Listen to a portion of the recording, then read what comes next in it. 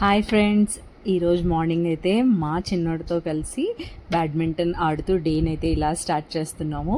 ఇలా యాక్టివ్గా ఉండటం మన హెల్త్కి కూడా చాలా మంచిది. వీలైతే వాకింగ్ చేస్తాము, లేదంటే ఇలా మాకేంటంటే ఇక్కడ క్వార్టర్స్ ఏరియాలో బ్యాడ్మింటన్ కోర్ట్ కూడా ఉంటుంది.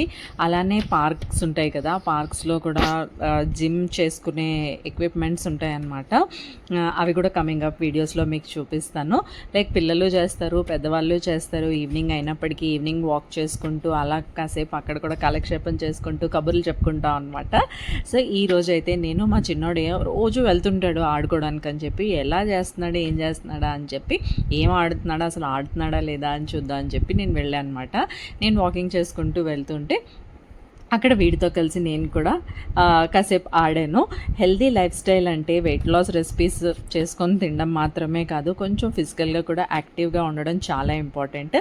మరి యాక్టివ్ మార్నింగ్ తర్వాత మన బ్రేక్ఫాస్ట్ కూడా చాలా ఇంపార్టెంట్ కదా. హాయ్ అండి, గుడ్ మార్నింగ్ అందరికీ. నేను మీ కిరణ్. అందరూ ఎలా ఉన్నారు? మేమైతే చాలా బాగున్నాం. మీరందరూ కూడా బాగున్నారు, బాగుండాలి అని మనస్ఫూర్తిగా కోరుకుంటున్నాను. So welcome to day 2 of our healthy breakfast series. So ఈ రోజైతే నేను ఒక ప్రోటీన్ అండ్ ఫైబర్తో నిండిన కీన్వా దోశ రెసిపీని మీ అందరితో షేర్ చేసుకోబోతున్నాను. సో మీలో ఎంతమంది day 1 of 7-day healthy breakfast సిరీస్లో ఏం చేశామో అనేది చూసారో కమెంట్ చేయండి. ఎవరైతే ఇంకా చూడలేదో, day 1 of 7-day healthy breakfast సిరీస్లో ఏం చేశామో చూడలేదో వాళ్ళైతే తప్పకుండా నిన్నటి వీడియోని చూసేయండి. డిస్క్రిప్షన్లో లింక్ అయితే ఇచ్చేస్తాను.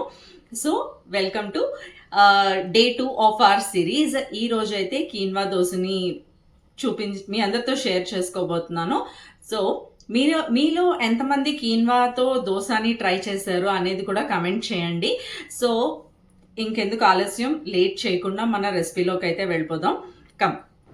ఇక్కడైతే నేను ఒక గ్లాస్ మినపప్పుకి 2 గ్లాసులు కీన్వా తీసుకున్నాను.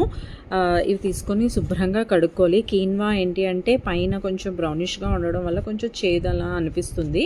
అందుకని చెప్పి చాలా బాగా వాష్ చేసుకోండి, జల్లెడ పట్టి వాష్ చేసుకోండి.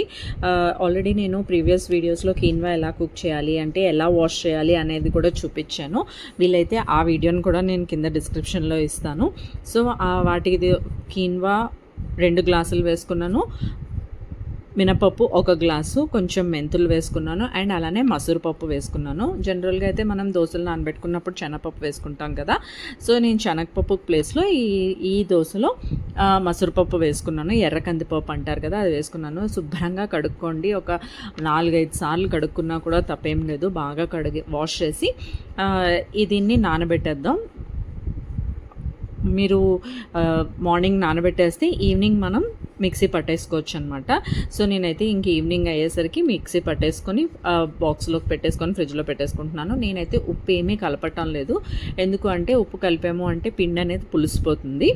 సో ఇంకా నేను ఆల్టర్నేటివ్ డేస్లో ఇలాంటి దోశ వేసుకుందామని చెప్పి నేను అందుకని చెప్పి ఫ్రిడ్జ్లో పెట్టుకుంటున్నాను. ఇదైతే నాకు 2 డేస్కి వస్తుంది. మిక్సీ చేసుకున్న తర్వాత అందులో కాసిన నీళ్ళు కూడా పోసేసుకొని తొలిపేసుకున్నాను, పిండి రుబ్బేసుకొని ఫ్రిడ్జ్లో పెట్టేసుకున్నాను. దీన్ని అయితే నేను ఎటువంటి ఫర్మెంటేషన్ చేయను, ఉప్పు కూడా కలపను కాబట్టి పిండి అనేది పులవదు. చాలా బాగా వస్తాయి దోశలు అయితే.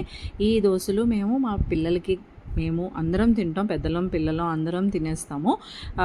కీన్వాలో ఎక్కువగా ప్రోటీన్ అండ్ ఫైబర్ రిచ్ మంచి క్వాంటిటీలో ఉంటుంది కనుక పిల్లలు కూడా తిన్నా కూడా చాలా మంచిది. ప్రోటీన్ కంటెంట్ వాళ్ళకి దొరుకుతుంది. అందుకే బ్రేక్ఫాస్ట్లో తీసుకుంటే చాలాసేపు కడుపు నిండిన ఫీలింగ్ ఉంటుంది. సో పిల్లలకి కూడా ఇదే దోశని పెడతాం. అండ్ అలానే వాళ్ళ బ్రేక్ బాక్సెస్లో కూడా ఇదే ప్యాక్ చేసేస్తాను నేనైతే. చాలా బాగుంటుంది దోశ అయితే. అంటే హోటల్ టేస్ట్ దోశలాగే ఉంటుంది. జస్ట్ మనం ఇక్కడ రైస్ ఒక్కటే వాడటం లేదు, బట్ రిమైనింగ్ ప్రాసెస్ అంతా సేమే. రైస్కి ఆల్టర్నేటివ్గా నేనైతే ఇక్కడ కీన్వాని తీసుకుంటున్నాను. వెయిట్ లాస్ జర్నీలో ఉన్న వాళ్ళకి చాలా హెల్దీ బ్రేక్ఫాస్ట్ ఆప్షన్ అనమాట. అండ్ అలానే హెల్దీగా బ్రేక్ఫాస్ట్ చేద్దాము అని చూస్తున్న వాళ్ళకి కూడా ఇదొక బెస్ట్ ఆప్షన్. ఈ కీన్వా దోశ చాలా బెస్ట్ ఆప్షన్. మేమైతే వైట్ రైస్ అనేది చాలా తగ్గించేసాము. ఈవెన్ ఆఫ్టర్నూన్ రైస్ కూడా మేము దంపుడు బియ్యం తింటాము. సో అందుకోసం అని చెప్పి అదర్ ఆల్టర్నేటివ్ ఆప్షన్ ఏంటి అనేది చూసుకుంటూ ఈ కీన్వా దోశని రెడీ చేసుకుంటున్నాను అనమాట. అండ్ అలానే నేను ఆల్రెడీ ప్రీవియస్ వీడియోస్లో చూపించాను, ఒక్కొక్కసారి నేను నవరత్న దోశ వేస్తాను, ఇలా కీన్వా దోశ వేస్తాను, అన్ని పప్పులు కలిపి ఒకసారి వేస్తాను, మిల్లెట్స్ దోశ వేస్తాను అనమాట. సో ఇవి అదర్ ఆప్షన్స్ అనమాట రైస్ని ఎక్స్క్లూడ్ చేయడానికి. సో ఇక్కడైతే రెండు వైపులా కాల్చుకోండి చక్కగా. వెయిట్ లాస్లో ఉన్న వాళ్ళే కావచ్చు, మనం ఇప్పుడు ఆయిల్ ఎంత తక్కువ తింటే అంత మంచిది. సో ముందే ప్యాన్ని గ్రీస్ చేసేసుకొని తవాని గ్రీస్ చేసేసుకోండి. సో దానివల్ల ఏంటంటే మనకు ఆయిల్ అనేది తక్కువ పడుతుంది అనమాట. దోశని చక్కగా రెండు వైపులా కాల్చుకోండి. ఇలా దోశ వేసుకున్నప్పుడు పైనుంచి మనం క్యారెట్ తురుము వేసుకోవచ్చు, పన్నీర్ తురుము వేసుకోవచ్చు, ఆనియన్స్ వేసుకోవచ్చు, చాలా బాగుంటుంది. అందులో కూడా వెజిటేబుల్స్లో కూడా న్యూట్రియంట్స్ అనేవి మనకు దొరుకుతాయి కాబట్టి. సో ఇలా 1 by 1 దోశ వేసేసుకొని నేనైతే టొమాటో ఉల్లిపాయ చట్నీతో తిన్నామన్నమాట. చాలా అంటే చాలా బాగుంది, టేస్టీగా, క్రిస్పీగా, టేస్టీగా ఎంత బాగుందో. దోశ అయితే అద్దరిపోయింది. ఇంట్లో ఉన్న ఇంగ్రీడియంట్సే కాబట్టి ఒక్కసారి ఇలాంటి దోశలు కూడా ట్రై చేయండి, చాలా బాగుంటుంది, పిల్లలు కూడా నచ్చుతారనమాట. సో మీకు కనుక ఈ వీడియో నచ్చినట్టయితే తప్పకుండా లైక్ చేయండి. కొంచెమైనా యూజ్ అవుతుంది అనుకుంటే తప్పకుండా ట్రై చేయండి. ఈ రెసిపీస్ చాలా బాగుంటాయి. So thank you so much for watching and thank you so much for your time.